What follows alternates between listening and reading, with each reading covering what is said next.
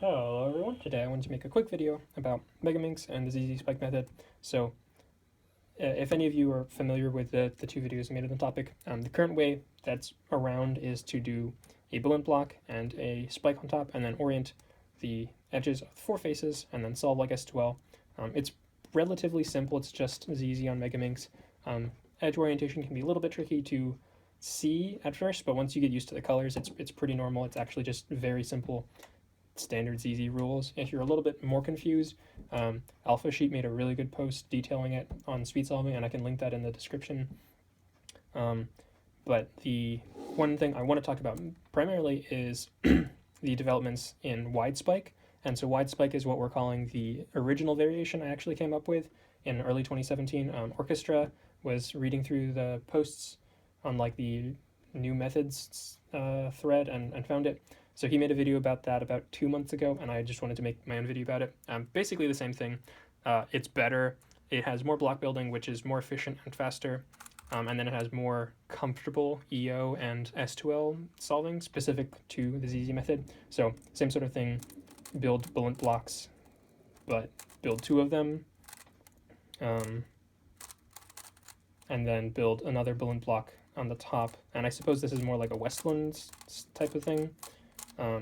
Anyway, so once you got there, then you're at the last 3 faces, which is more akin to a ZZ solve, and then you can do EO and then solve S2L. And so this is pretty similar, and I don't know, it's a lot more comfortable to me.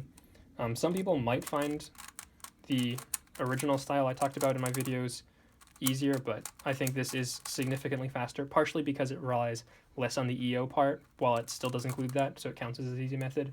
But honestly, like, if you're using this, you're just using it so you can say you use ZZ, not because it's like a fantastic method. I have like low 50 averages officially and unofficially, so it's definitely passable. But if you're really grinding for like sub 35, I would not recommend this. If you're content to get sub 1, this is good enough. The second thing I wanted to talk about is EO. So in my first video, I talk about EO, and I just used sledges for that. So if I see like these 2 edges, I'll just do that, and then do an F, U, F, and that'll orient them both. And this is kind of inefficient when there's like, 20 edges to orient. So what you can do, and you might have noticed I did that in the example solver here, is when you've got 2 on the front, you can do an F, and that orients them both, and you can swap in both of those, and then that'll orient them again. And so that's a lot faster and better. So I wanted to do a quick example with old line, or old spike, narrow spike as we're calling it, just because there's more.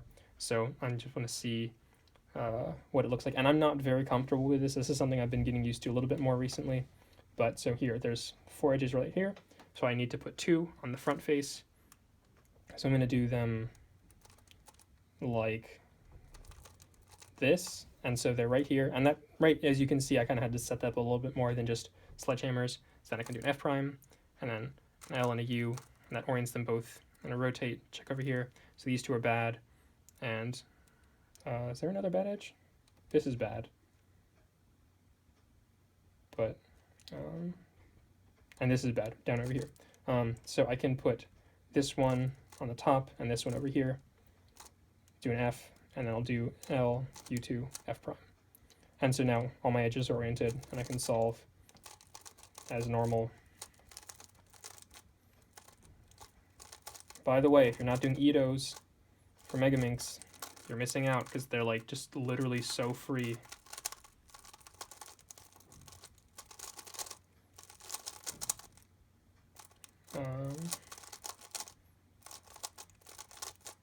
Yeah, so that's all I wanted to talk about. Hopefully you enjoyed. Hopefully there's a little bit more Megaminx solving.